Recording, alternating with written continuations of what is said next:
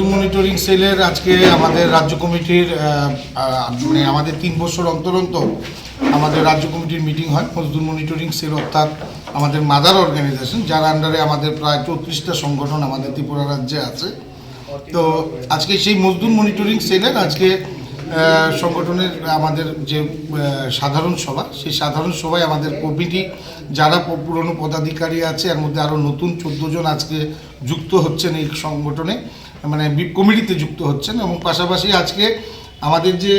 এই যে সশক্ত মজদুর সংকল্প, যেটা আমাদের যাত্রা আজকে শুরু হচ্ছে, আমরা আজকে থেকে আগামী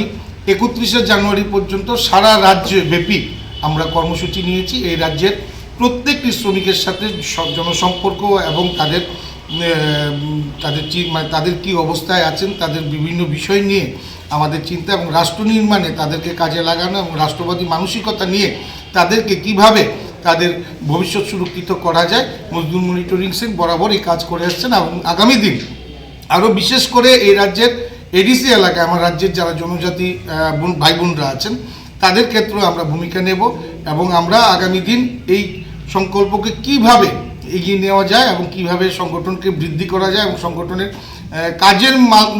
কাজের মাধ্যমে এবং মানুষের উন্নয়নের মাধ্যমে কিভাবে আমরা এগিয়ে যেতে পারি, তা নিয়ে আজকে প্রত্যেকটি সংগঠনের বিভিন্ন নেতৃবৃন্দরা এসছেন, যারা কমিটির আমাদের মজদুর মনিটরিং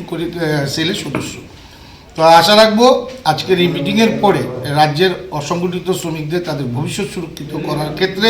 এই রাষ্ট্রবাদী সরকারের বিভিন্ন সুযোগ সুবিধে মানুষের কাছে পৌঁছে দিয়ে মানুষের মুখে হাসি ফুটিয়ে কীভাবে রাষ্ট্রবাদী মানসিকতা এবং বিচারধারায় আনা যায়, সেটাই থাকবে মজদুর মনিটরিং সেলের কাজ।